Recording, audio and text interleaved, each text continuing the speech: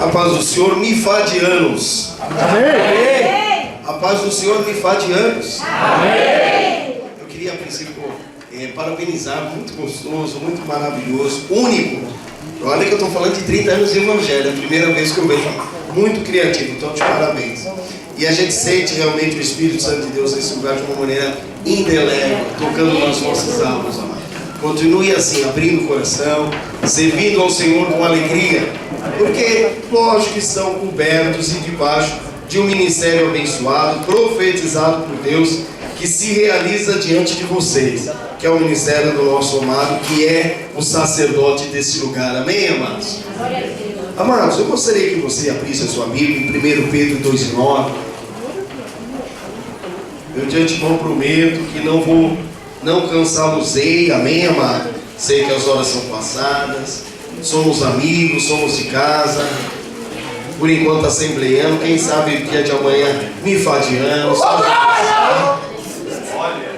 Já falei pro meu amado amigo pastor, se Deus mandar a gente vem, a gente não tem compromisso com o Senhor. 1 Pedro capítulo 2, versículo 9, por favor, amados. Aleluia a Deus. O tema é abrangíssimo, o tema é maravilhoso, o tema é glorioso, o tema dá uma abertura extraordinária na palavra. E realmente eu confesso, amado, é só se o Senhor fizer o melhor, porque é impossível. Eu comecei a escrever, deu 12 páginas. Aí eu comecei a resumir, deu 5 páginas. E já falei para o meu pastor, quando Deus preparar, a gente, quem sabe, continua, mas a gente vai tentar resumir o máximo possível, como eu falei, para não cansá-los, amém? 1 Pedro, amado, capítulo 2, versículo 9. Eu vou contar até 3. Eu gostaria que toda a igreja lesse em uma única voz, bem alegre e bem alto, amém, amados? 1, 2, 3.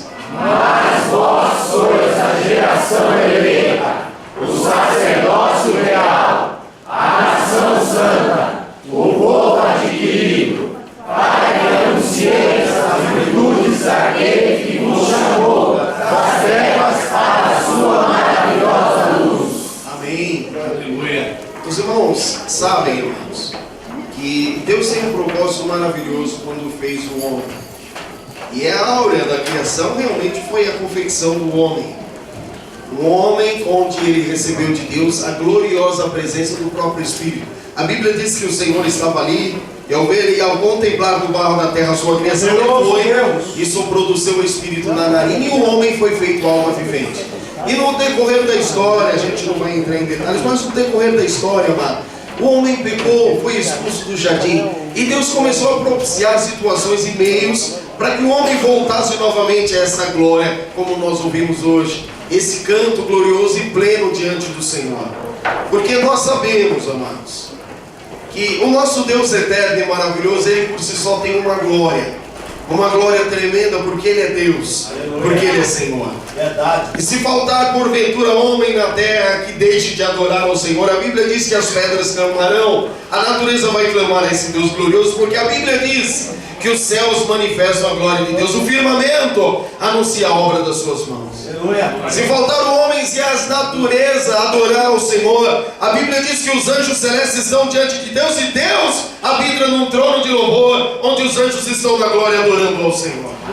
Mas se faltar os homens, a natureza e os anjos, a Bíblia diz que tem toda a hoste celestial, arcanjos e serafins, adorando aquele que é único, que é Senhor, e como foi lido hoje, o verdadeiro, o eterno, puro, príncipe da paz, o início de todas as coisas, o arcanjos e querubins estarão adorando.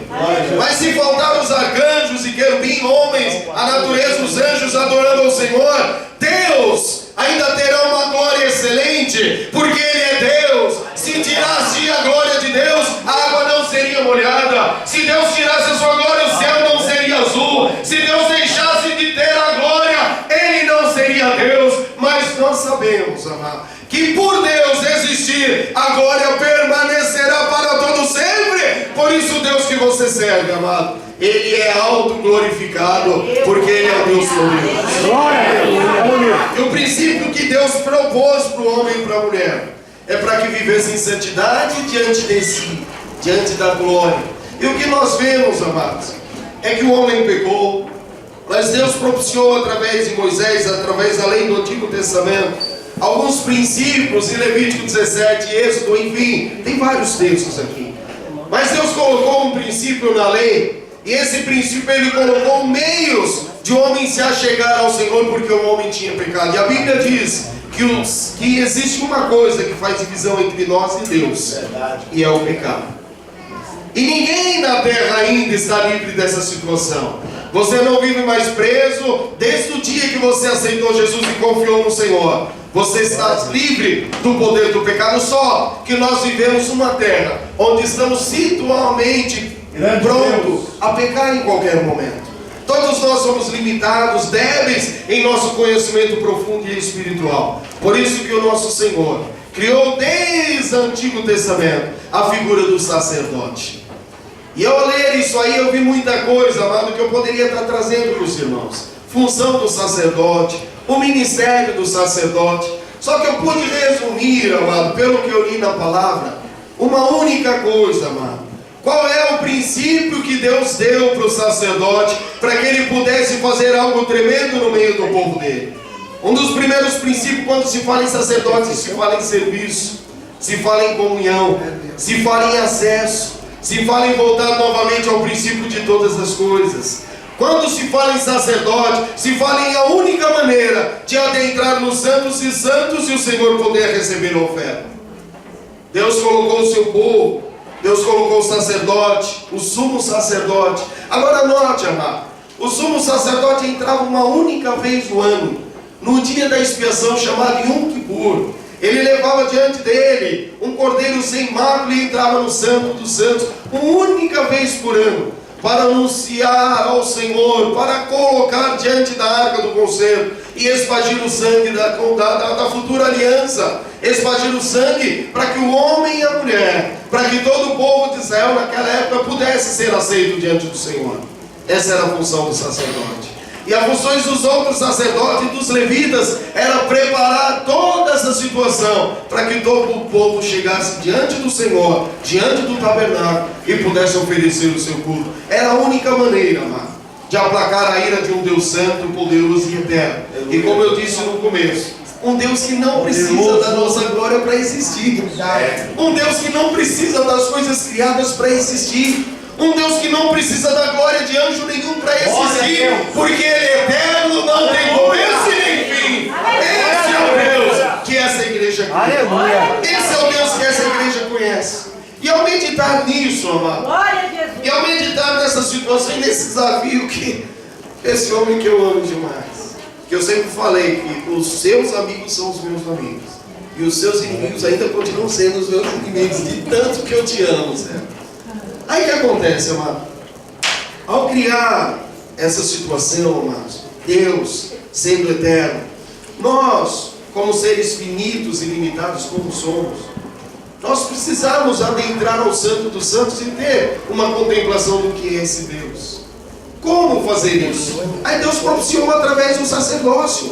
Só que isso era o Antigo Testamento, que é uma figura, é um pano de fundo daquilo que viria melhor. É um plano de fundo daquilo que Deus ia colocar na plenitude dos gentios, que é a igreja, que é o momento que nós vivemos. Deus ia colocar algo tremendo, onde não estaria mais limitado a um tabernáculo ou a um templo feito por homens humanas, feito por mãos humanas. Tinha ouro, tinha coisas tremendas, ladeira de acácia, coisa maravilhosa, mas não era suficiente para a grandeza desse Deus que habita nos céus, que nada impede o operar dele e casa nenhuma é suficiente para ter a presença eterna desse Deus maravilhoso. É tão eterno, amado, é tão eterna e tão gloriosa a presença desse Deus, que todos os grandes homens de Deus da Bíblia, ao contemplarem um pouquinho do que é esse Deus, eles caíram, eles se esborracharam, eles abriram o coração, eles temeram a morte, eles aditaram em seu coração a possibilidade de morrer, como Isaías.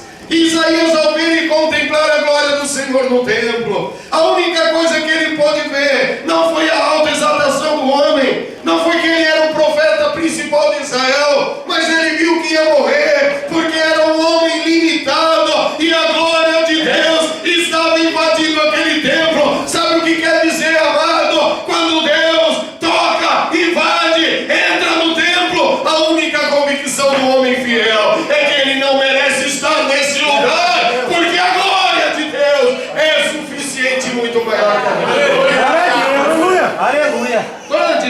se eu fosse discorrer, eu fiz uma relação enorme, mas não dá.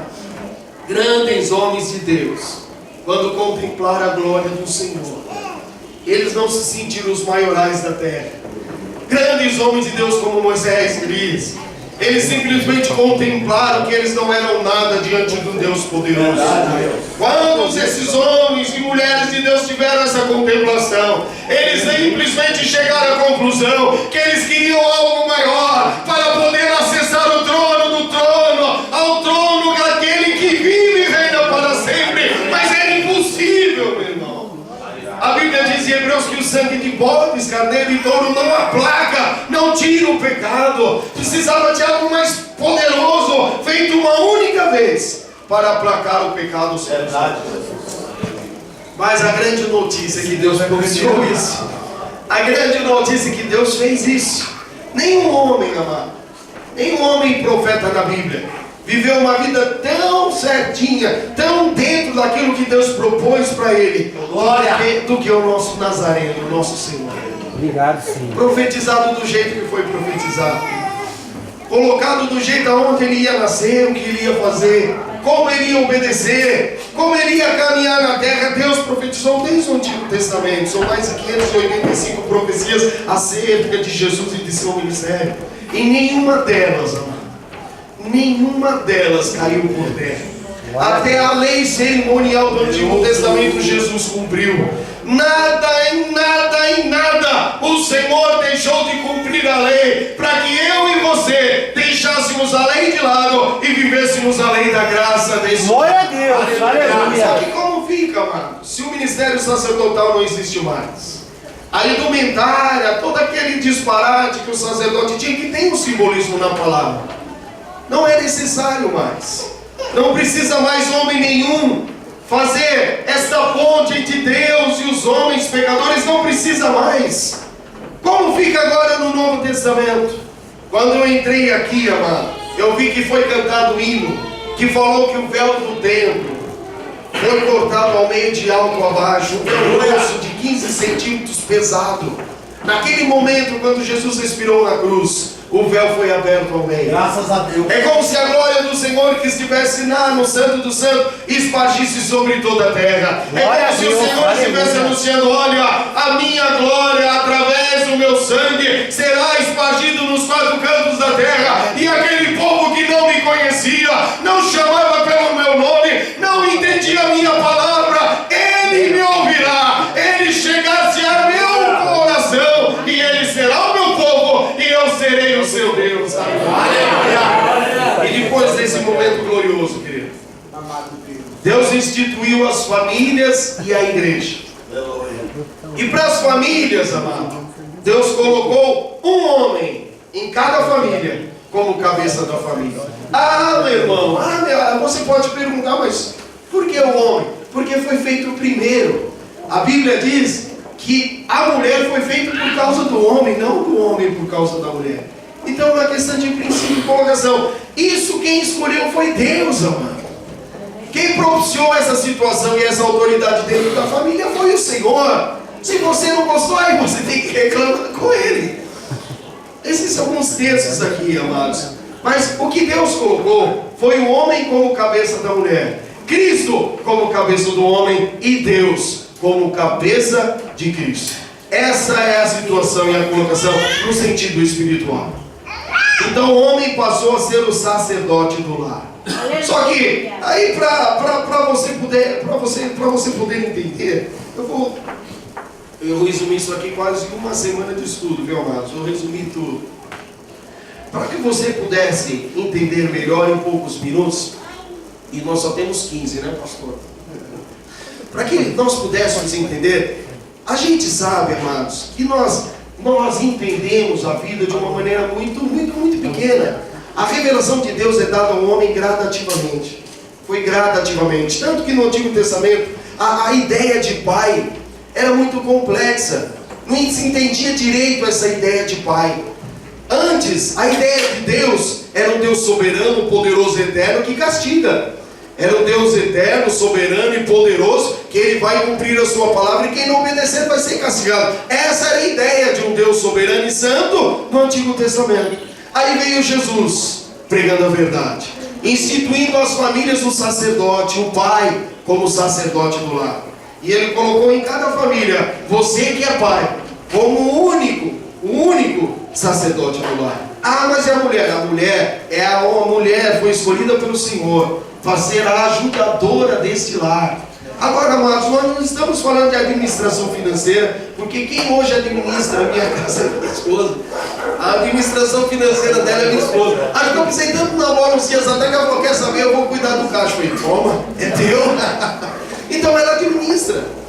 Ela administra algumas situações que para mim, ótimo, tudo bem, não tem problema. Ela tem a conta bancária, a senha do banco, não tem problema. Então não é nesse sentido que eu estou falando. A percepção, até a percepção sensitiva emocional, ela tem mais do que nós, é verdade. A mulher contribui muito para o lar, na questão de amor, de sentimento, de carinho, de união. Então ela tem, só que a posição espiritual foi dada ao pai, foi dada ao homem. Ele tem que tomar essa postura e essa posição.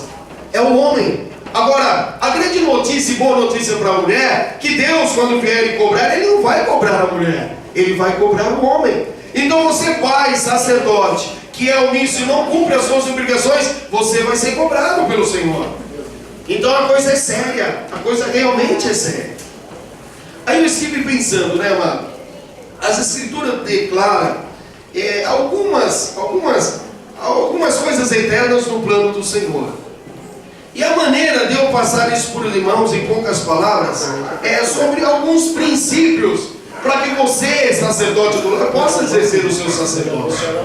O primeiro princípio, amado, que eu queria colocar para os irmãos, o primeiro princípio é o princípio da prioridade. É o princípio da prioridade. Você como pai, a maneira que você tem, a postura que você tem diante do reino do Senhor. O que Jesus falou? Buscar em primeiro lugar e as demais coisas, tudo ele chamou de coisas. O seu carro, a sua casa, o seu mantimento, a comida, o pagamento das suas contas, tudo ele chamou de coisa. É muito pequeno para o nosso Senhor. Ele pediu o que? Buscar em primeiro lugar o reino dos céus. Então é uma questão de prioridade. Agora o que eu vejo hoje em dia, amado, nos lares, quando esse princípio de prioridade deixa de acontecer no lar, é que muitos pais hoje estão com a síndrome de Pilatos. Síndrome de Pilatos. Os irmãos conhecem a história de Pilatos. Governante da Judéia, homem de autoridade, um dos principais de Roma.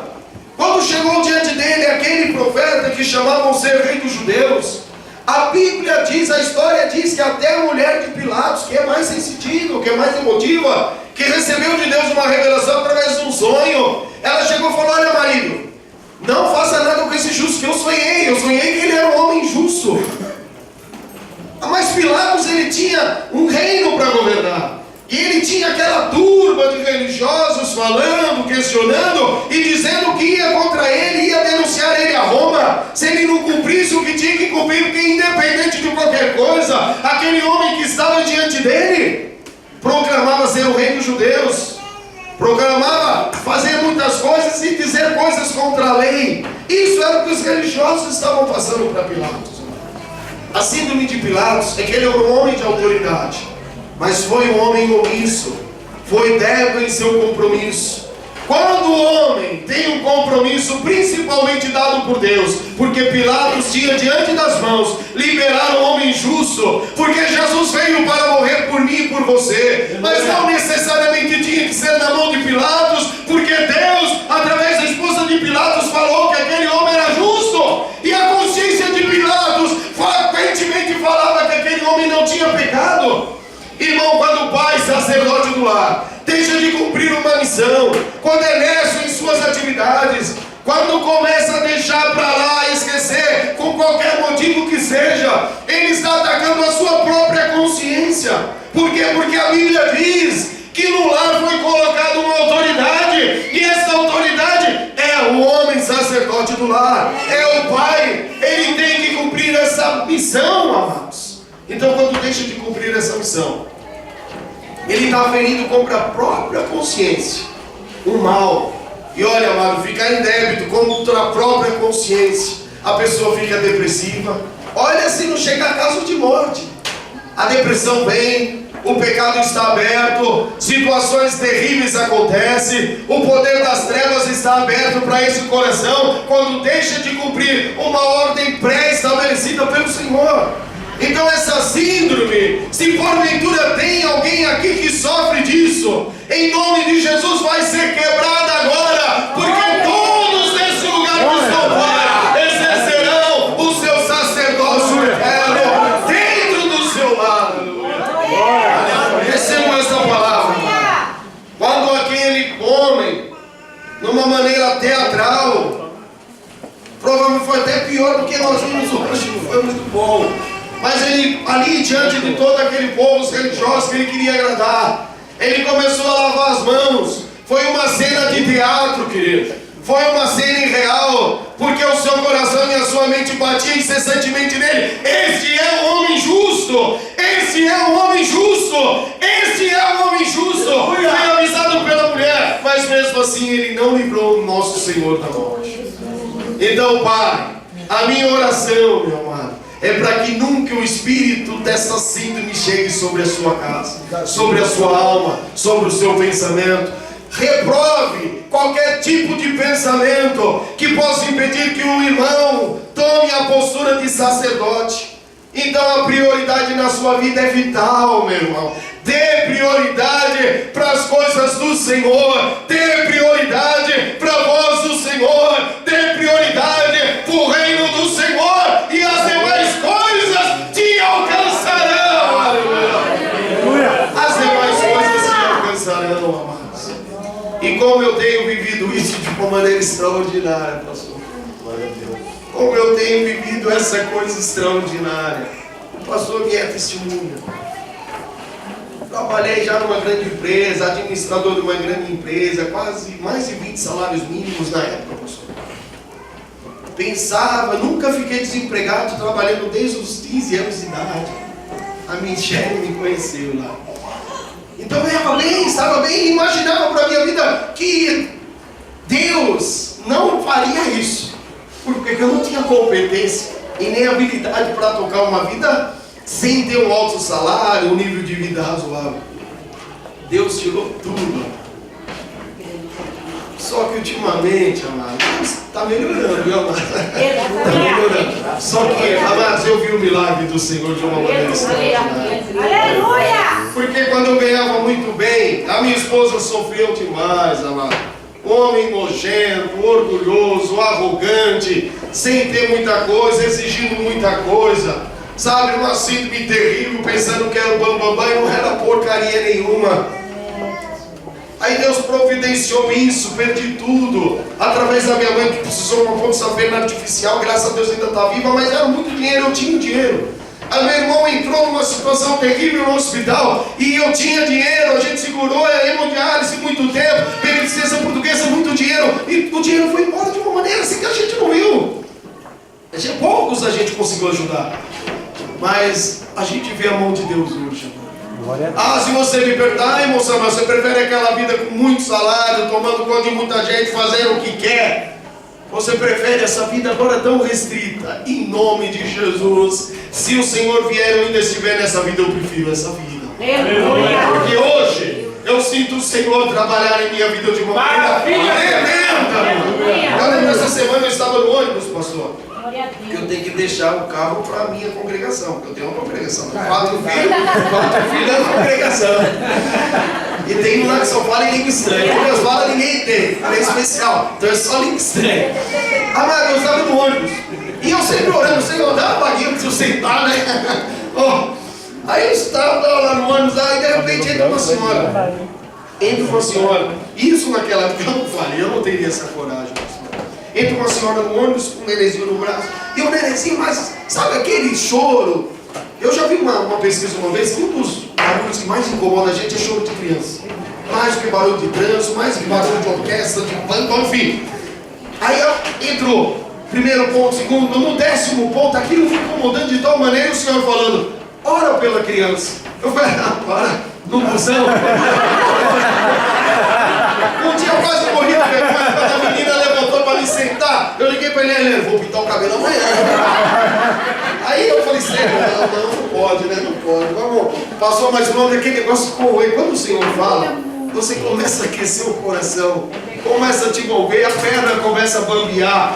E é melhor você fazer antes que Deus te torre, né? Antes que Deus faça alguma coisa. Só que eu estava depois da catraca, o ônibus cheio e a mulher lá na frente. Senhora, eu posso orar por sua criança? Aí todo mundo de louco aí e tal. Eu posso orar por sua criança? Ela, não, mas eu estou indo para o hospital, eu posso orar por sua criança? Em nome de Jesus? Oração de 1 minuto. A criança não parou de chorar, não, mas começou a diminuir. No segundo ponto, aquele silêncio. Glória a Deus, aleluia. Eu não conseguiria fazer isso porque eu não tinha coragem. Hoje eu tenho. Hoje eu tenho coragem de fazer o que Jesus mandava. Hoje eu tenho coragem. Outra vez eu estava no ponto lá na América. Aí veio o rapaz montando. Jesus me ama. Só que ele pegava nada. Devia ser algum que já estava com problema mental, né? Já estava com problema mental. Aí pegou. Jesus tinha me incomodando, as mulheres incomodando o pessoal e veio para cima de mim. E eu da fila, né? Eu falei, Jesus, e agora? Eu só orando. Quando chegou perto de mim, ele olhou, pulou. Aí foi, Jesus te amou para os outros lugares, mas incomodando. A gente viu que era demônio. Aí eu falei, olha Senhor, eu estou cansado. Era uma noite de sexta-feira que eu tive reunião. Era 10 horas da manhã. Eu falei, Senhor, se tu permitires, hoje eu não quero expulsar esse demônio. Manda alguém amanhã, né? E Deus permitiu, glória a Deus por isso. Porque ia ser difícil, né? Então Deus faz isso. Deus te coloca em situações que você, como sacerdote do lar, você vai chegar à seguinte conclusão: ou você confia no Senhor, ou você não confia no Senhor. Só que se você é chamado para ser sacerdote, aquilo que te desvia a atenção de Deus, Ele vai tirar da tua vida, doa quem doer, mas Deus vai se revelar como Ele é para você. Deus vai fazer isso. Então a nossa prioridade tem que ser o Senhor. Só que a partir do momento que você deixa de se preocupar, a coisa começa a chegar. Esses dias eu estava preocupado com necessidade, chegando em casa. Mas são é muita coisa, mas é rapidinho. Chegando em casa, mano, triste, porque eu trabalhava na época de comissão, vendia algo de formatura e não tinha vendido nada. E a semana foi ruim, um pouco que eu tinha gastei gasolina e tal, não sei o quê. Chegando em casa sem nada. Eu falei, Senhor, eu perdi uma venda certa. Porque a fulana lá, porque o álbum de formatura hoje, nem médico está comprando mais, porque é tudo no celular. Então está se vendo um negócio muito obsoleto. O pessoal não está comprando muito. E era um médico, era um álbum de formatura. Com o compêndio que eu tinha, 12 mil reais, venda certa. A mulher foi lá e cancelou. Ela foi lá e cancelou, porque ela levou que ainda não estava trabalhando. Aí eu voltei para casa, eu tinha ido em São Jantes, que eu voltei para casa mais triste aquele dia. E antes de abrir a porta, eu orei ao Senhor, Senhor, faz um milagre. Faz um milagre, eu perdi 1.200 hoje. Mas faz um milagre, Senhor. E Deus, como é fiel, maravilhoso e gentil. Deus, como é glorioso, querido. No sábado, no outro dia, eu recebi um cunhado em casa, mano. Falou dessa manhã, ontem eu fui incomodado nesse horário, era o horário que eu estava clamando. Esse Deus é O sacerdote clama ao Senhor, a necessidade da família começa a dormir. O sacerdote apela para o único que pode fazer uma coisa. O sacerdote apela para aquele que pode todas as coisas, porque uma coisa é você ser pesado para o seu irmão. Porque tem irmãos na igreja, amado, que vai chegar no irmão que tem mais dinheiro e começar. Isso não, amado. O teu Deus é aquele que senta no trono. Não precisa incomodar mesmo que o teu irmão da direita e da esquerda senta rico. O teu Deus enviou o seu Espírito para cuidar de você, meu irmão. Todo dia, meu cunhado apareceu de Campinas. A Eliane é testemunha. Depois que fizeram, e a gente com muita vergonha, porque não tinha nada para o almoço. Não tinha pouca coisa. Tinha um arrozinho, um feijão, um ovinho e tal. Aí o que aconteceu, amado? Depois ele me chamou antes, abriu minha almoço, mas naquela hora, ontem, eu fui incomodado, eu estava em reunião. Mas Deus mandou te entregar aqui, abri 2.000 reais. Esse Deus manda. Deus não deixou faltar nada. Em momentos que eu estava sem trabalhar, absolutamente sem trabalhar, Deus toca em mãos, Deus toca em mulher, Deus toca em Uma vez chegou um ímpio lá, todo dando com uma camisa do Palmeiras. Eu não te conheço, alguém fala, R$500 que o ímpio, Deus faz como quer. Sacerdote, como não louvar esse Deus poderoso que te acrescentará todas as coisas, aleluia. Prioridade, meu irmão, prioridade no Senhor, tenha prioridade, confia no teu Deus e Ele fará tudo por você, sacerdote, confia no Senhor, aleluia. Aí tem aqui um monte de texto, mas eu vou passar só um segundo e aí acabo, tá, pastor? Porque já é 9h30. O pastor me conhece, eu sou certinho, né? Eu sou tão certinho que chega a ser até chato. A igreja ela passou das 10 horas, eu já levanto, aviso o pastor, tá, passou 10 horas, os vizinhos aí não, o pastor conhece. O segundo princípio, amado, eu vou terminar aqui, prometo só mais uns 5 minutos. É o princípio da presença. Pai ausente, lar desfeito, amado. Pai ausente do lar, lar desfeito. E quando eu falo ausente, não é ausente do corpo, não. Tem pais que estão dentro do lar, mas estão ausentes. Está vendo a necessidade? Deus colocou um princípio no coração do homem para que ele pudesse entender quando o lar precisa de intercessão, quando o lar precisa de um apoio. Deus deu ao homem essa sensibilidade do seu sacerdócio. Ou tem algum pai aqui que já ouviu e nunca entendeu a voz do Senhor? A Bíblia diz que aqueles que são chamados por aprisco, eles conhecem a voz do pastor. Irmãos, nós nunca contemplamos a face de Cristo, mas nós sabemos quando Ele está falando nesse lugar. Irmãos, nós nunca tocamos nas vestes do Senhor, mas nós sentimos o cheiro de adoração desta casa, porque Ele está nesse lugar, meu irmão. Nunca tocamos nas vestes do Senhor, como diz o hino, mas nós sentimos a presença do amado nesse lugar. Nunca ouvimos audivelmente o Senhor, mas nós sabemos que é Ele que está falando. É o meu Senhor que fala nesse lugar. Glória a Deus. Nunca contemplei a face de Jesus, mas eu sei que Ele está de uma maneira gloriosa, amado. Gloriosa, visitando esta casa de uma maneira esplêndida. Glória a Deus. Glória a Deus. Aleluia. A presença, amado, é tão necessária que quando o Senhor, na sua última semana, a oração mais bonita que tem, que é a oração sacerdotal, em João capítulo 17, chega um certo momento que ele ora ao Pai, pedindo para que ele tivesse a glória dele de novo, como era no começo, no princípio. Um momento aterrador. Que amor é esse, meu amado? Onde todos atacavam, humilhando, perseguindo o Senhor. Ele ainda consegue olhar para os discípulos e ver com fraternidade o coração daqueles homens e querendo que aqueles homens sejam uma unidade, um só corpo, para que eles pudessem viver o evangelho pleno, amado. Quando ele olha para o Pai, ele fala: Pai, esses que tu me desses, guarde-os, porque eu vou para ti, mas eles vão continuar aqui, e eu quero que aonde eu estiver eles estejam comigo. Mas enquanto eu não for, guarda-os em teu nome, para que eles sejam um como eu sou contigo, ó Pai. O que Deus pedia, amado, o que o Senhor estava pedindo para Deus, para que Ele pudesse ser um conosco, para que nossa unidade fosse vivenciada aqui e agora, naquele momento. Mas eles não entendiam, eles não compreendiam o que era viver esta unidade, amado. Eles não tinham consciência disso. Mas naquele momento o Senhor clamou, intercedeu, e Ele pediu, não só por esses aqui, os discípulos, mas por todos aqueles que pela tua palavra hão de crer em mim. Então você, sacerdote, você, pai, você pode levantar a tua cabeça, você pode chegar diante da sua família e assumir a sua posição, porque Jesus já orou por você. Antes de você nascer, Jesus já estava intercedendo pela sua vida, intercedendo pela sua família, te dando autoridade para que você pudesse viver uma vida de vitória, uma vida de glória. Agora note, amados, note, existe hoje um conceito no mundo evangélico de bênção, tudo 100%, mas não é.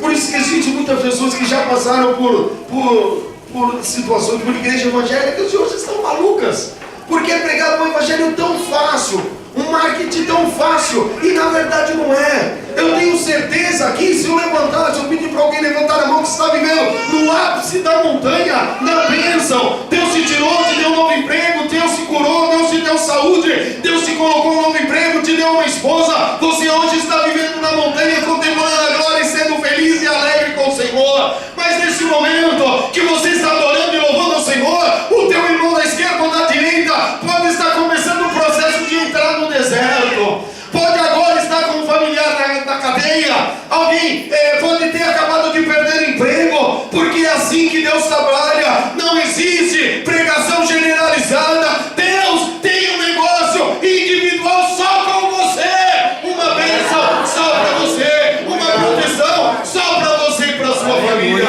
Então, em nome de Jesus, meu irmão, tome a postura de sacerdote, fique em pé e Deus vai falar contigo em nome de Jesus. Deus abençoe a igreja de